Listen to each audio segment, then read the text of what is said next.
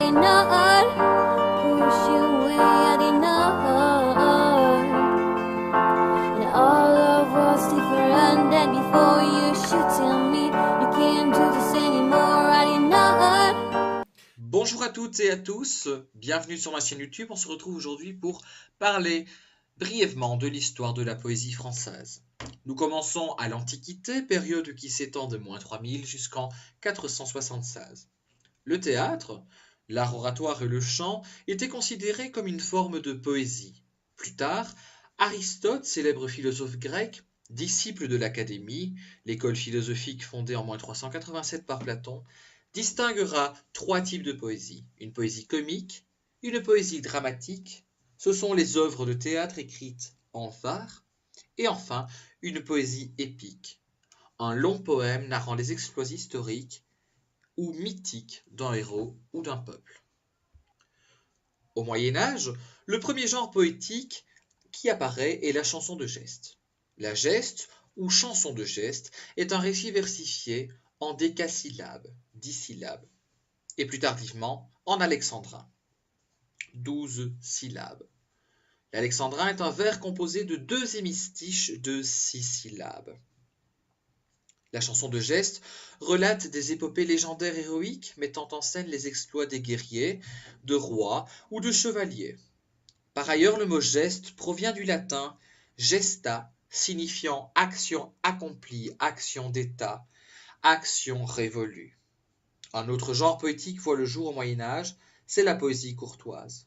Ces poésies lyriques sont des véritables chansons. Le rythme, entraînant, est toujours défini par un accompagnement musical.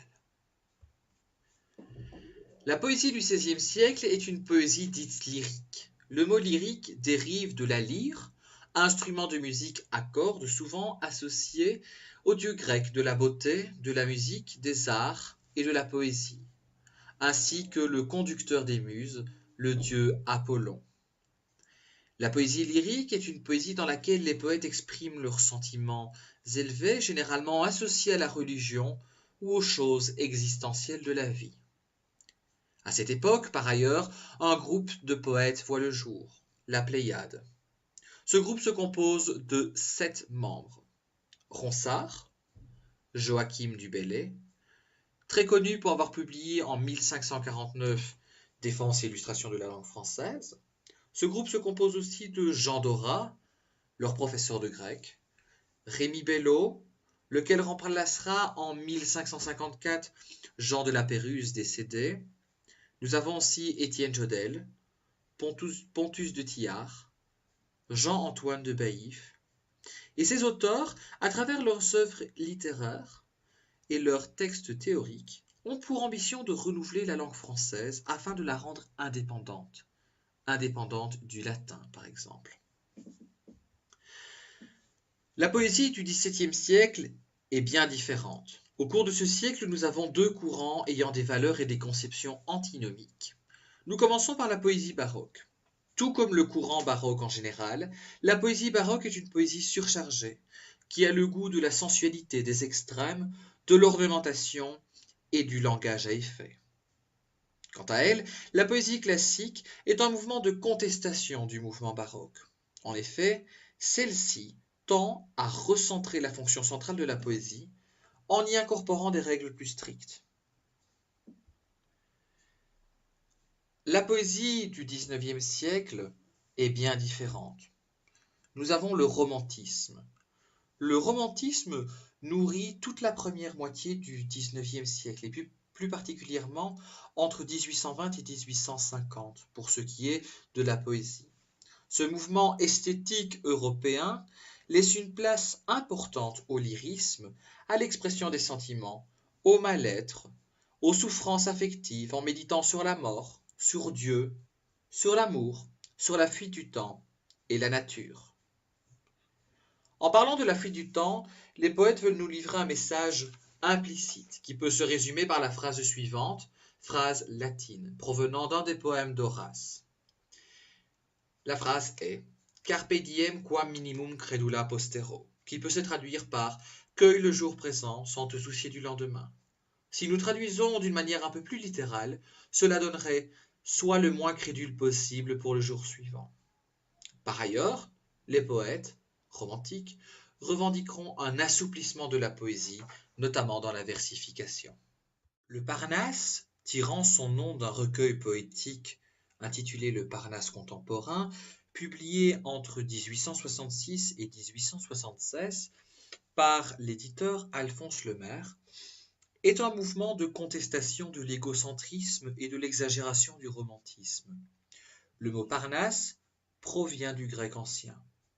Dans la mythologie grecque, ce massif était consacré au dieu Apollon, dieu des arts, de la beauté, de la musique, ainsi que de la poésie.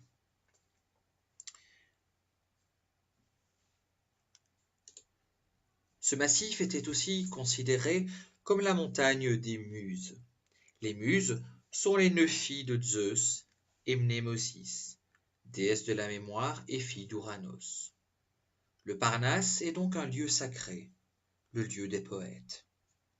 Le courant Parnasse préfère l'objectivité et la distance, en opposition à la subjectivité des auteurs romantiques. Ce courant, favorisant l'art pour l'art, a aussi pour objectif de recentrer la fonction de la poésie, d'une part, et, d'autre part, celle du poète, qui, lors des courants précédents, s'est laissé emporter par ses sentiments. Le Parnasse aura une influence considérable sur les poètes en herbe, comme Charles Baudelaire, qui publiera en 1867 Les Fleurs du Mal. D'autres auteurs tels que Paul Verlaine, qui publiera les Poèmes saturniens en 1866, ou encore Arthur Rimbaud, qui publiera Les Illuminations en 1896. Enfin, nous terminons notre brève approche historique par le courant symboliste. Le symbolisme, le mot symbolisme est formé à partir du mot symbole provenant du latin symbolum et venant lui-même du grec symbolon. Mais que représente un symbole dans la littérature?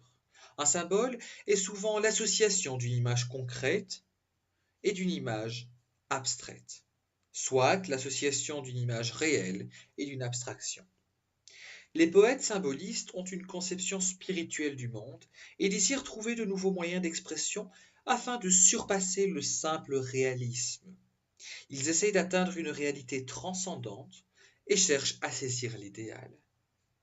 Ce mouvement est récupéré par Charles Baudelaire, considéré comme le précurseur du symbolisme, mais sera aussi suivi par Arthur Rimbaud, Paul Verlaine et Mallarmé.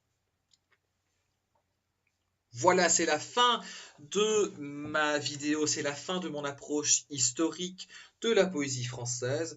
J'espère que cela vous a plu. N'hésitez pas à laisser vos commentaires, vos questions aussi peut-être. Et je vous retrouve pour d'autres vidéos très prochainement. À bientôt, au revoir. Push you away, I did not.